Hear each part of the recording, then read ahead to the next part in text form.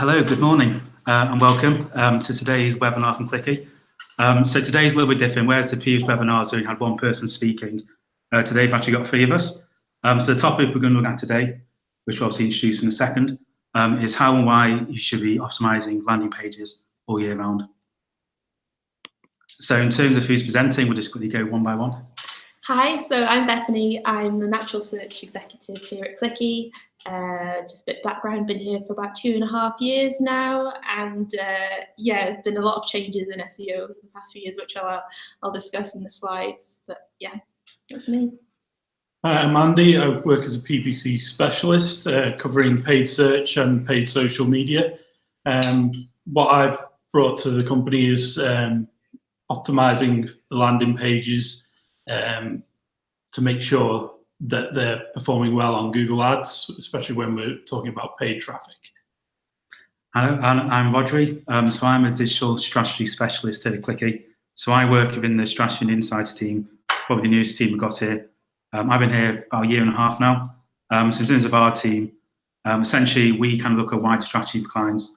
So we work quite a lot in terms of like with the kind of SEO, PPC, and the wider web team, and the team across Clicky as a whole. Okay, so very quickly, just got an agenda in terms of what we're going to look at. So initially, we're going to give you a bit more of an introduction in terms of kind of the basics, what is a landing page and why is it important. We're then each just going to go through different disciplines. So Bethany talking about SEO considerations, Andy on PPC, and then myself talking about CRO. Then after that, we're going to talk a bit more about, in terms of reporting, in terms of how to measure your landing pages, make sure you're performing. And then to wrap up, kind of got some final, just kind of best practices in terms of designs for landing pages. Okay, so what is a landing page and why is it important? So in a nutshell, a landing page is the page people land on your website. So as we've kind of shown on the slide there, in general, we'll tend to find that these are the most visited pages on the website. So probably a home page, could be a particular product page, particular service page, it could be a form page, or if you have it, it could be a designated campaign page for an existing campaign. So in terms of what the aim of the landing page is, so we've got a little visual to kind of represent that here. But essentially, there's kind of two main aims. There's one aim to get customers, or we're going to kind of give a technical term, lead capture, and there's also grow customers, which we've also called lead nurture. This is basically the idea that if we get customers, we want to get customers engaged with us, whether that be to make a purchase, sign up for newsletter, download a PDF, for example. And then in terms of growing customers, this is more kind of looking at your customer over a longer period of time. So whereas a get customer, that might be, for instance, trying to push a quick sale through a campaign, kind of a time-specific campaign. In terms of grow customers, that's looking kind of a longer customer journey. So we can kind of get them in there, keeping a long period of time, get them to convert, get them to repeat visit, repeat purchase, and then kind of act as kind of brand advocates, bring in further customers, etc. So why is this important? So there's kind of a few main reasons we've highlighted there. So firstly, it could be the first page that someone sees on your website. If they're not aware of your brand, it could be the first time to introduce your brand. And linked to that, if someone lands on your landing page and has a bad experience straight away, then it could be the case that they leave your website and don't interact with you again. Linked to the examples we've already shown, it could be a key converting page. So this could be a sign-up page, a form page, a quote page. So kind of linked to the points I made above. Now, if someone can easily convert, great, you've got a customer. If you have a bad experience and they can't, then you've potentially lost a customer to a competitor. Then finally as well, something we'll touch on a bit later, it's a chance to kind of personalize content shown to your clients. So whereas maybe more traditionally, pages might be more static in terms of content shown, through some of the techniques which we'll discuss later, it might be the case actually depending on which device someone uses, which PPC campaign would come from, and actually you could potentially just change this content slightly based upon the user's requirements. Great, so now I'm going to go through some of the SEO considerations that you need to make when optimizing your landing page. So the first one, and I've dedicated a slide to this because it's extremely important, is site speed. So site speed's been one of the most influential ranking factors organically for a long time now, and it still is. So it's important to make sure that your landing page and your website as a whole really is as quick as possible, both for desktop and mobile. Sort of on the example you can see here, site speed wise for desktop, it's good, it's 80 out of 100, whereas for mobile it's 29. And as everyone is probably aware by now, you know, mobile is surpassing desktop use a lot. So it's really important to make sure they're optimized on both devices. The main things that slow down site speed would be image optimization. So you've got large images on the page, takes a while to load. There's also other considerations such as minimizing your JavaScript and CSS files. So yeah, site speed's a really important one, both for rankings and also for just user experience, really. I mean, if they're on their mobile, they go on the landing page and everything's taking forever to load, they're not going to wait. They're not going to give you sort of the time and patience to wait for that page to load to see the content. They're just going to jump right off, go onto Google and go to a competitor page. So this is sort of a vital consideration, really. So other ones, these are mainly sort of usual SEO practices. So first and foremost is user intent, sort of what your user is looking for and whether your page is delivering that. So for example, if someone's typing in Spain holiday inspiration, we sort of know that they are not at the stage yet where they want to make a transaction, and whether you want to target that sort of keyword or not, you need to make sure that your page is answering sort of their wishes and what they want. So keyword research, that's something that the PPC team will do as well. Title and meta optimization, so we've got a few examples here of how that looks on Google results pages. So the title is the ones in purple at the top, and then the meta descriptions are the ones written underneath.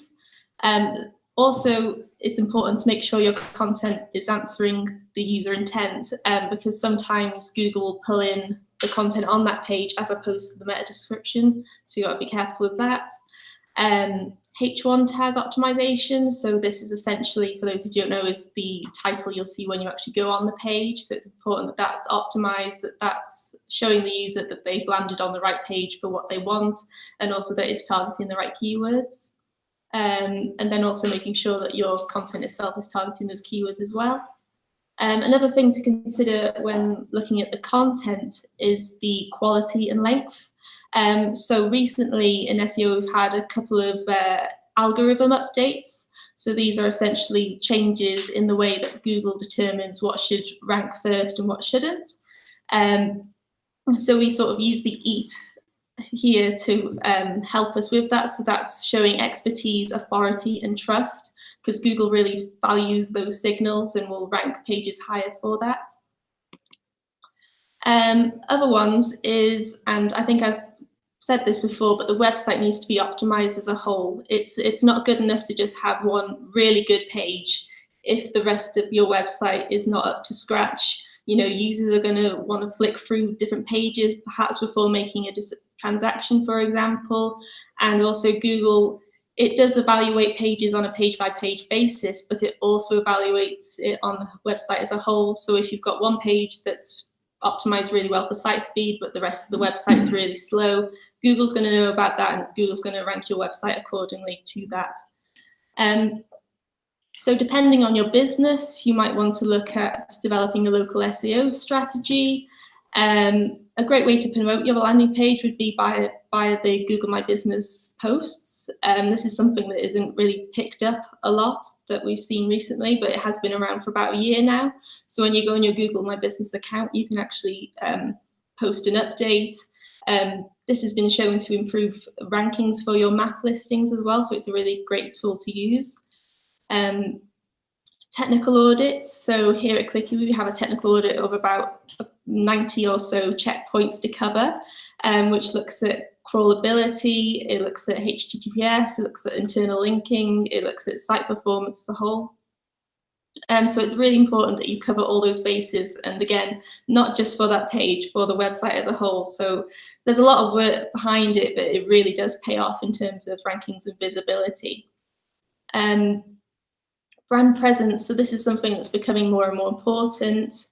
I mean, if you're just a really small shop with one branch and you're trying to rank for, say, red dresses, it's going to be quite difficult to sort of rank higher than the likes of, say, Little Mistress. So it's really important to sort of boost your brand as much as possible, whether that's via sort of social media content whether that's via improving your online local directory listings, making sure that you're getting your company name, telephone number and address out there, just so Google can pick up on sort of your presence. And then internal linking. So depending on how important you see this landing page, you might want to consider making sure that it's linked to on lots of locations on your website. And that's another area that Google looks like to determine how important you see this page in relation to the rest of your website. And then indexing as well, basically making sure that when you post your landing page that it's actually indexed so Google can actually crawl it and see it and put it in the search results. So why should you optimize all year round?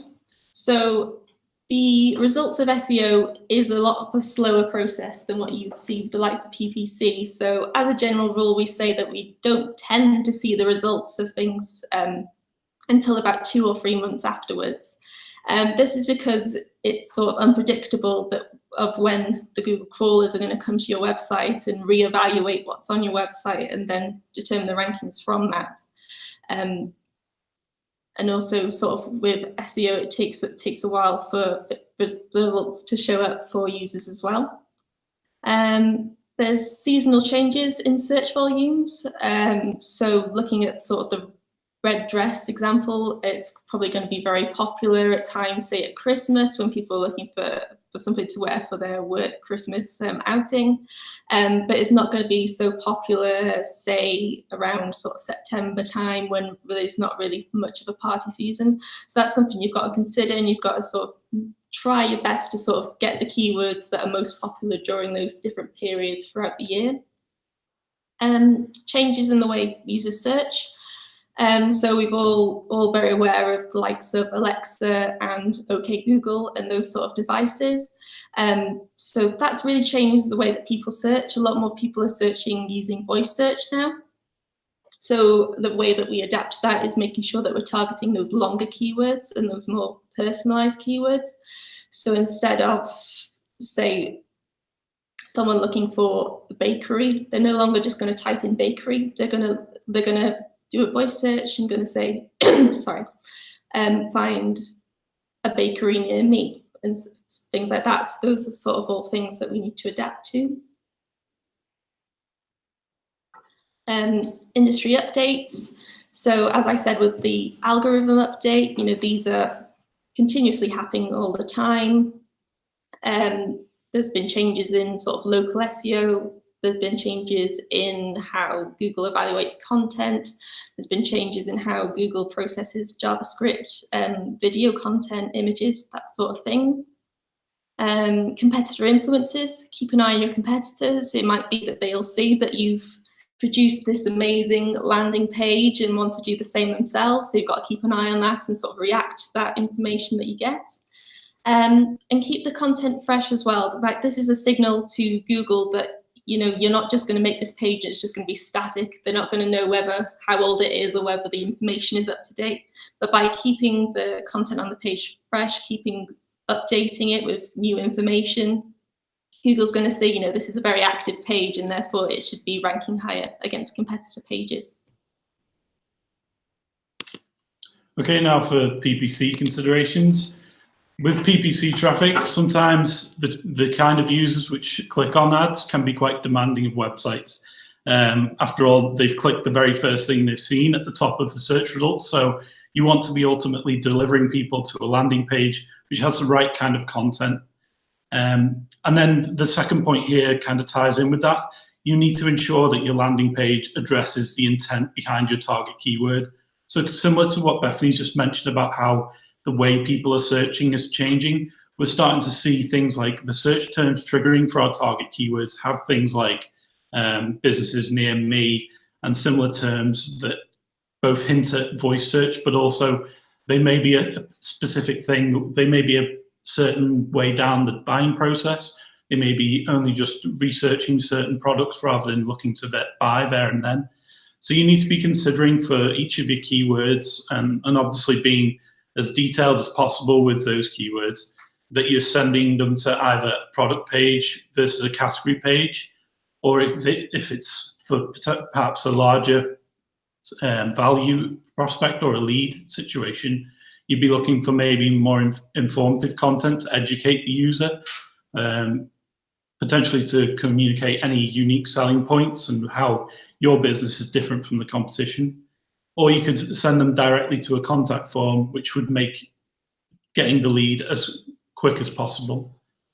And then from a paid perspective, you need to make sure that your ad text matches up with your landing page as well. You want to be making sure that the ad text that you're using to bring people to the site is aligned with not just your brand tone, but also that when they arrive on the page, they're not going to feel misled, or that they have to potentially navigate around the site to find what they're looking for. And the other side of making sure that you have a good landing page for PPC is that Google Ads and Microsoft Advertising both measure us on the relevance of our ads and the landing pages we're using. This is carried out through their metric quality score.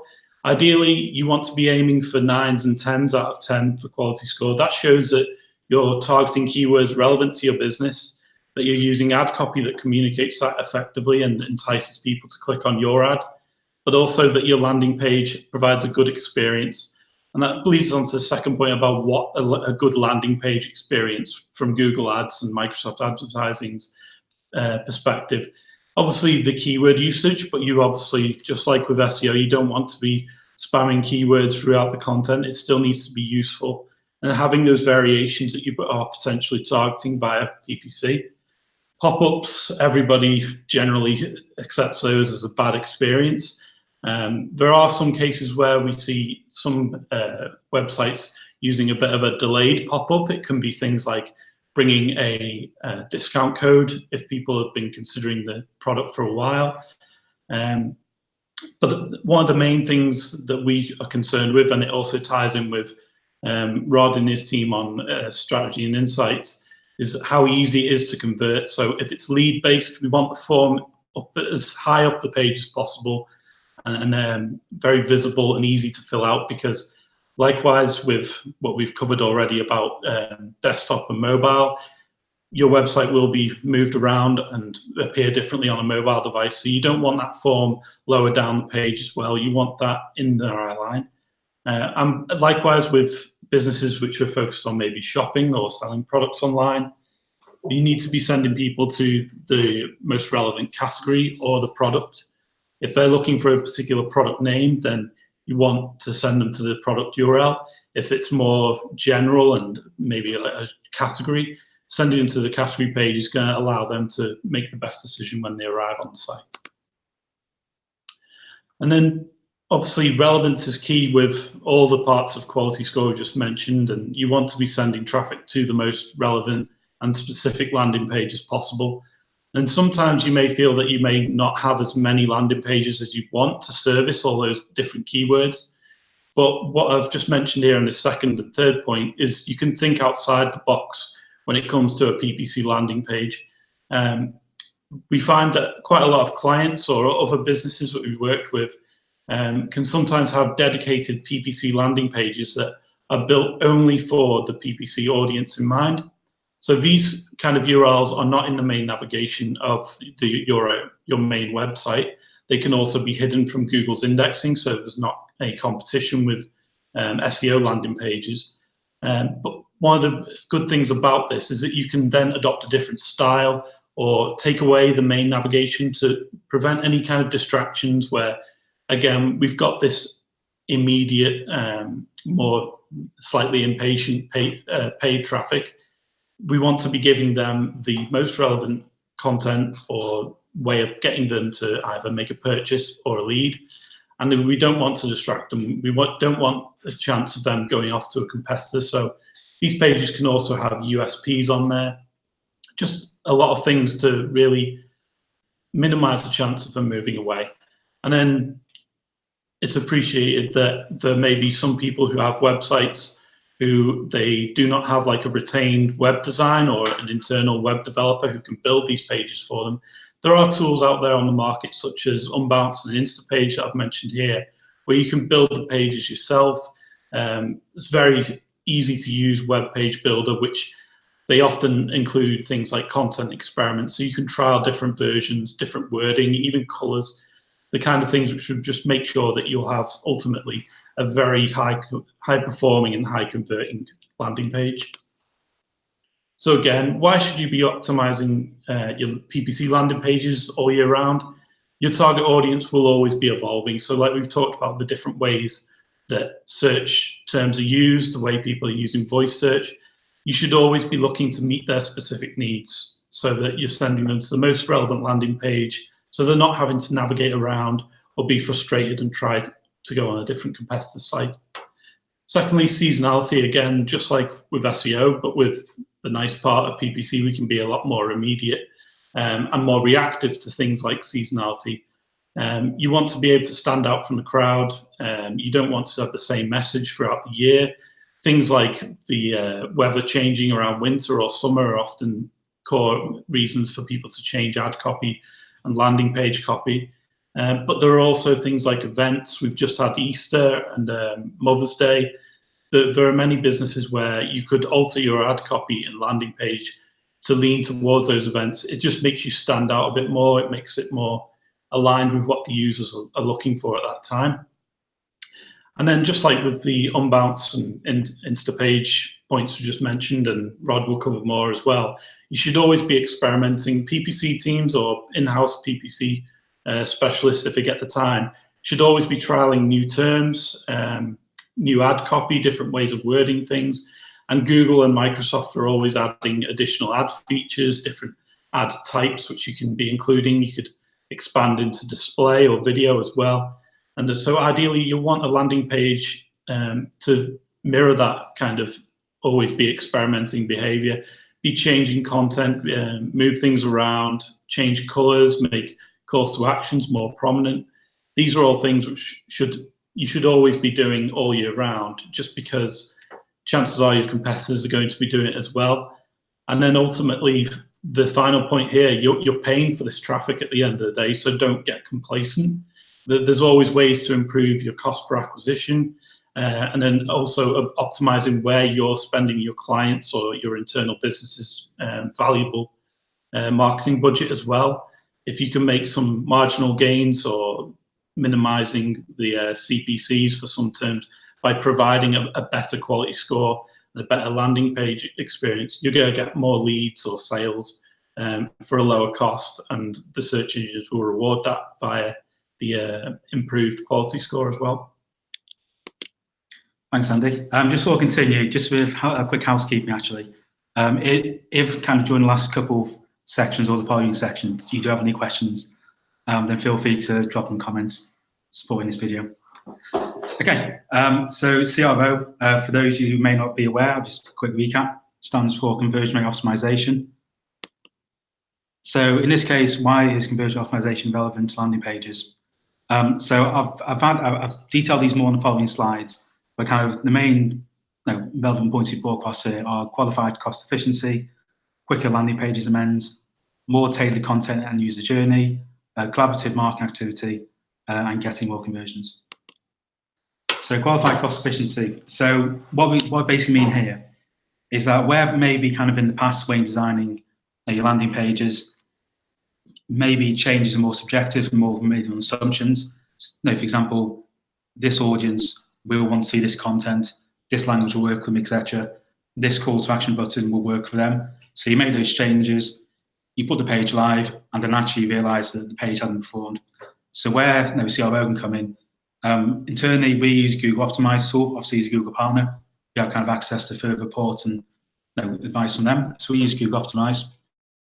So you can see an example of the screenshot we put there. If you're doing that, we can test different variants on landing pages to see actually which variant work better. So it's kind of a very, very top level example. If, for instance, you wanted to change a copy on the call to action button, we could do that. If you wanted to change the color on the call to action button, we could do that. If you potentially want to kind of put a new design in for that page, maybe have a form with one column instead of two columns, then that's that thing we test on there.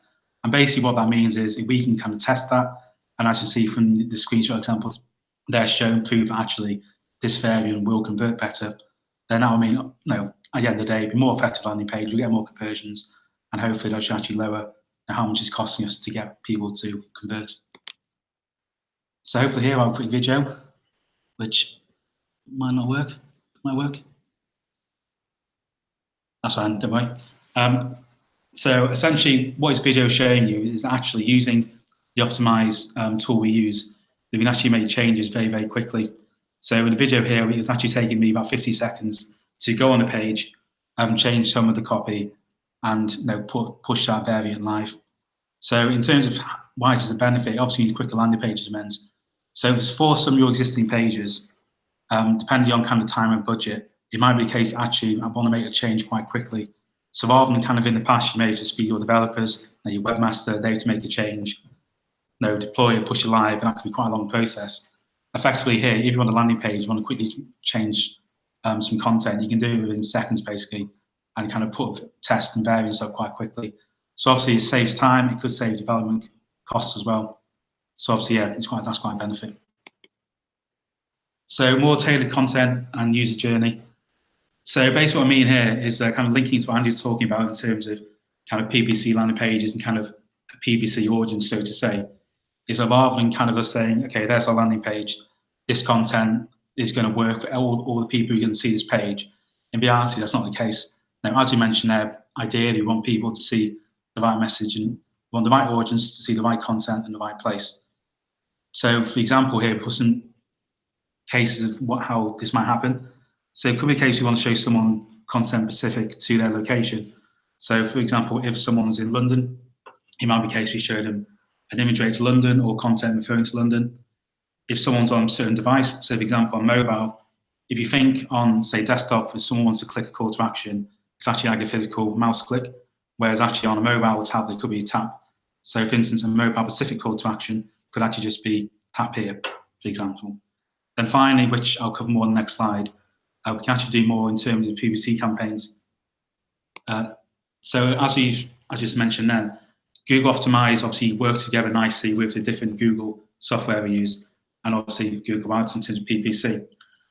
So as you can see from the screenshot there, there's actually quite a few things we can do in terms of working with a PPC team to actually tailor the tests we do towards PPC campaigns.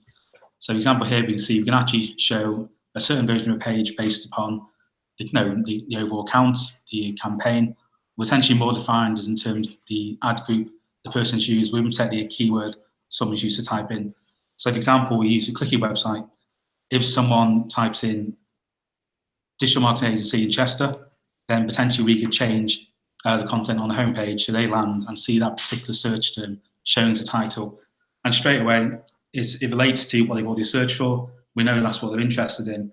And then on the back of that, it's more tailored, there's a higher chance they're then going to go on and convert. And at the end of the day, fingers crossed, with kind of those considerations, it should mean actually get more conversions. To recap what we said before, the main aim of the landing page is to get and grow customers.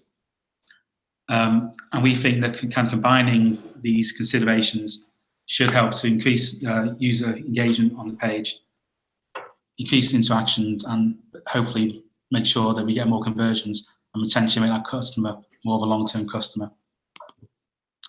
So kind of trying to wrap that up, why should you optimize all year round? So kind of building on what the guys already said here in terms of SEO and PPC, kind of building upon that, we'd say that now as a whole, your business, your website and your audience, they are live and evolving. So whereas maybe 12 months ago, a landing page might have been set for a certain audience then, reality to 12 months later, that might not be the case. Whether that be actually your target audience is changing, how people use devices are changing, then obviously what was there 12 months ago might not be relevant. So I suppose an example of that is that we work with a few travel clients and we find that quite a lot of their bookings actually take place in kind of January, February each year. So a landing page kind of towards the start of the year, which is more kind of sales driven, buy, etc. That might be more relevant then because obviously that's when people more like to convert. But then if someone comes to that page later on in the year, when probably more on kind of a research stage of the customer cycle, then in more reality, if they see copy everywhere saying buy, that's going to put them off a little bit.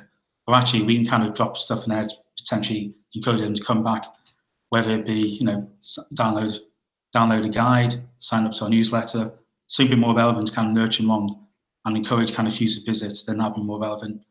So you kind of wrap it up in the final sentence I put there. It's simply not enough to expect your landing page to continue to convert the whole year round. It needs to be continually optimizing it. So we just got a few slides here just kind of summarizing. We've obviously gone through what a landing page is, kind of in terms of SEO, PPC and CRO's best practices, what we should be doing. Actually, how do we know if our landing page is performing? Are they being successful? So here are kind of a few examples of questions that you might think to ask. Are your site visitors converting? Is your cost per acquisition decreasing? Do site visitors have a good experience on the landing page? Is my page ranking well on search engines? And is my page targeting the right people? And if actually you see that the potential answer is no to those questions, then obviously there could actually be a need to actually optimize your landing page and do more work around it. So we'll go through kind of each discipline in a bit more detail on the following slides. But kind of the top level, obviously the kind of big two there are conversion rates and return on investment. So at the end of the day, are people converting as you want them to? Are they making that sale, completing that form, whether actually you want them to do on the page? Because if they're not, then evidently you need to make some more changes. Obviously, from kind of a finance perspective, return on investment, depending how much investment you put on that page for your development, SEO, PPC costs, etc. If your actually ROI is not the best, then potentially there is more you need to do there. Then finally, which we'll cover more details, we've also looked at some kind of top line SEO metrics and PPC. So this obviously, maybe not from a business perspective, is most important, but it does kind of help you see actually how are users engaging with our pages. Maybe in terms of kind of like search engine stuff, how's our page performing, etc. And just some more kind of top line metrics which can be used on a more kind of ongoing basis to see how your page is performing. So looking more specifically at SEO reporting, so as mentioned before, SEO can be a very slow process. We do tend to like to have sort of a 3-month sort of period to sort of look at how the data is, the averages of the data. Also, depending on how much traffic your website will get, you obviously need a longer time. If your website, for example, only gets about 100 users a month, you're going to need a longer time to sort of determine, what actually are the user engagement metrics, etc. So one area we look at is traffic.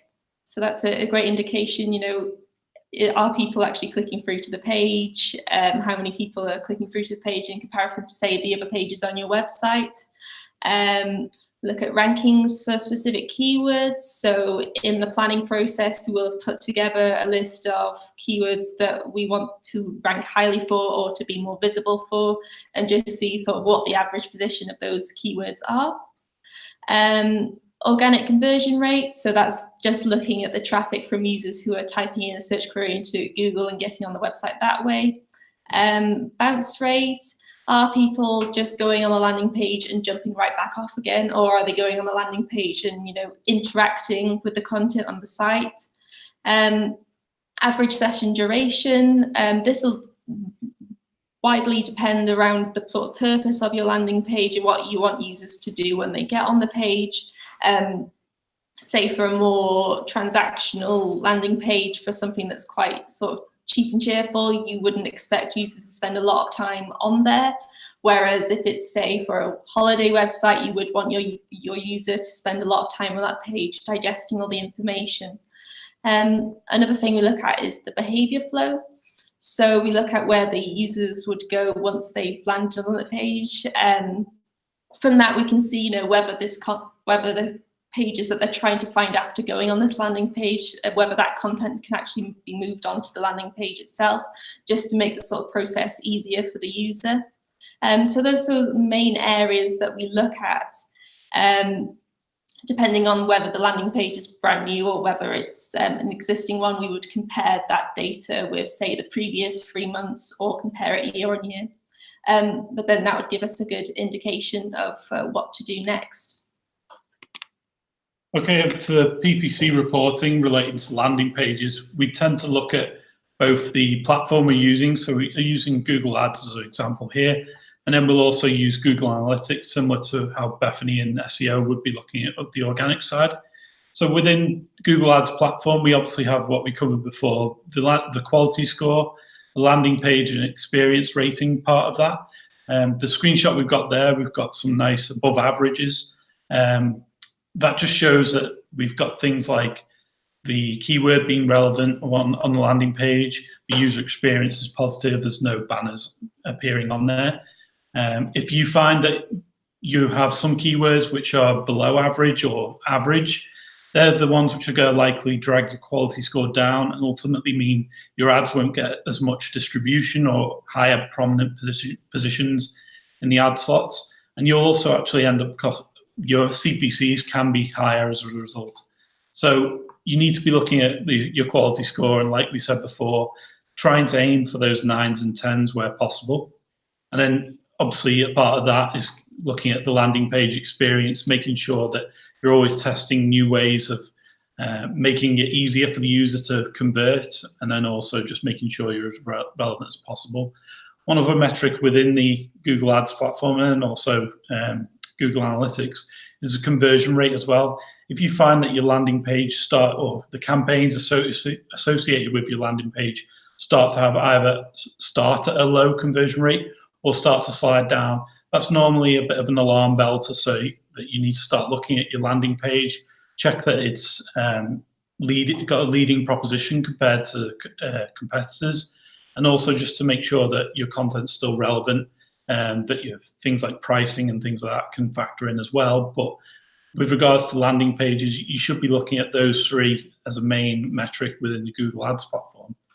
And then Google Analytics offers us a bit more information. So the time spent on site and the bounce rate.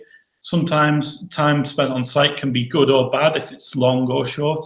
If it's long, people may be spending longer because they're engaged and they want to read more of the content.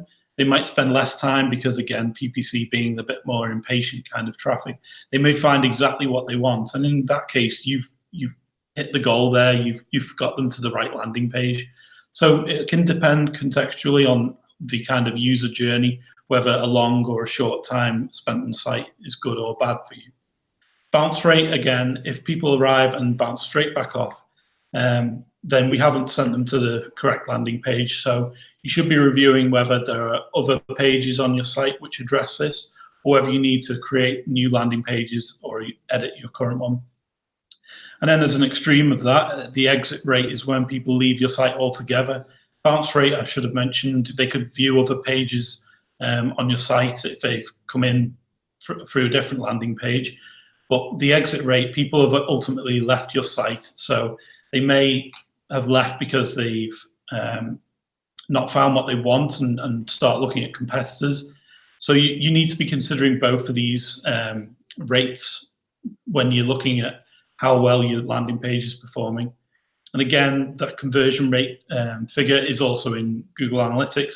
And also just to look at the total conversions as well, you can see that whether your landing page has driven a large volume or a small volume of conversions, whether that's a sale or a lead. And you just want to be making sure that you're happy with those figures. And if they can improve, you should then start to look at content experiments and potentially other pages as well. So finally, just a little bit more in terms of Google Analytics supports. So obviously Bethany and Andy have touched on these a bit already. So the screenshots here I'm showing you, they're actually from Google's test account. So don't worry, data I'm sharing, it's not client data or any of ours data, so that's not a problem there at all. So the first screenshot we got there is from the landing page. So I can see here kind of the main metrics we're looking at are in terms of sessions, engagement, around kind of bounce rate as Andy's talking about. And then kind of whether the page does have conversions, revenue, and the associated rates to that. Something else as well, which Bethany touched on, was with the behavior flow. So this is quite a graphical way of showing actually how people using the website. So is the case they're using the homepage. So is the case that there's quite an obvious kind of user journey or two, where people may, for example, go on the homepage and go to a product page and converting, or is it the case actually that more people landing on a product page and then going elsewhere on the site? So again, that's quite a graphical way of showing it, and kind of quick way of seeing actually, is that the expected user behavior we have for this page, is it not? Then linked to that as well, kind of linking back to the audiences we were talking about before. Within Google Analytics, something you can do as well is actually segment this data quite a lot. So Bethany can touch on before in terms of we can do that for organic, we can do it for paid search. There's effectively different ways of doing it. So we could look at traffic source, looking at device type. We could break it down to demographics. So basically, kind of looking at your landing page within Google Analytics, it gives us kind of a lot more in terms of what we can report on. So, for example, I spoke about devices there. It could be the case that actually we know that a good 67% of people visiting our website use mobile. So in that case, it might make a bit more sense to potentially look at our landing page is performing on mobile than potentially looking at it overall. Because in terms of how to use other devices, might skew it slightly. So finally on that as well, which I put a screenshot for is in terms of Google Optimized. So obviously the previous screenshot we showed on another slide showed you how kind of your tests are performing. So that's something, again, you can actually bring into Google Analytics and again, kind of use the different segments, etc., to look at individual CRO tests and see actually how my landing page performing in these tests too. So finally, we haven't touched on this too much detail. We want to give some kind of initial best practices in terms of kind of landing page and what you should consider. Some of these elements we kind of already touched upon during this talk. Before I do though, I'm not going to focus too much in this section because as you can see there, we've obviously done a few webinars previously and there's a couple in particular we think are probably more relevant. You want to find out a bit more in terms of kind of the exact design, UX side of things and more specifics in terms of how CRO works and kind of best practices there. Okay, so recently Google released a playbook for lead generation, which basically kind of Google's best practices in terms of your landing pages, your forms, and how they should be working. Again, I'm not going to kind of focus on these too much here, but you can see kind of main points coming through here. Things in terms of like call to actions, having clear benefits on a page, social proof, adding relevant content. In terms of the form, making sure the form's easy to use, is inline validation use, i.e. as people go through the form, are any particular issues highlighted? So with that considered, just kind of some quick takeouts you want to get from that. And so quite an important one there is the first point, offer users something before asking for something. So obviously from kind of a marketing perspective, you've got a landing page, we want people to click that call to action button, complete the form, etc. At the end of the day, it has to be relevant for the user. And if the user doesn't actually see a benefit of completing that desired action, then the landing page will be obsolete. So it needs to be clear that as a benefit to the person, why should they complete the action on page? We want them to. So linked to that is kind of a few things we should be pulling through to landing pages. So we have trust indicators and testimonials. So this is kind of the social proof element we spoke about on the last slide, where rather than just saying, you should use our website to buy this box because of we're amazing, you actually need to back it up and say, okay, we have Trustpilot reviews, certain customers said this in the past, etc. Just basically kind of justify a little bit more and qualify. Call to actions we mentioned very important too. So if someone lands on a landing page, there should be a clear primary call to action, i.e. the main thing you want to do on the website. It could be the case you have secondary actions, for example, clicks elsewhere on the website, but from a design perspective and kind of using that on the page, it should be very obvious to them that actually that's the call to action you want to click. So obviously they click that. Something you mentioned as well on the last slide is in terms of validation on forms. So we've probably had ourselves in the past, it's very frustrating on a form where you complete the form, you click submit, and then you phone back up the top of the page and see lots of red writing in squares everywhere saying, oh, you made a mistake, and quite frustrating. So using inline visual validation as someone's going through a form field step by step, whether it be a green tick or kind of green colouring, just show, yeah, this field's completed fine, move on. Or actually, it's a slight issue, please update this before you move on. And again, just make it a much nicer experience for users. Then finally, we spoke about responsive. So there's obviously an aspect of making sure the landing page is working across all devices. So as I mentioned before, if people tend to use your website more on mobile, potentially for researching purposes, then obviously you need to make sure that actually is it friendly on mobile. It might be the case in the past that mobile sites weren't friendly. So potentially someone might be showing the desktop page on mobile, which whole experience, user has to zoom in. It doesn't work the way it should do. So obviously you need to make sure your page works across all devices to make sure it's easy to use for everyone. So before we kind of move on to kind of our key findings, just want a quick summary of what we've actually looked at today. So we've kind of gone from start in terms of defining what a landing page is and why it's important. We then looked at the kind of bigger question, why should we optimize all year round?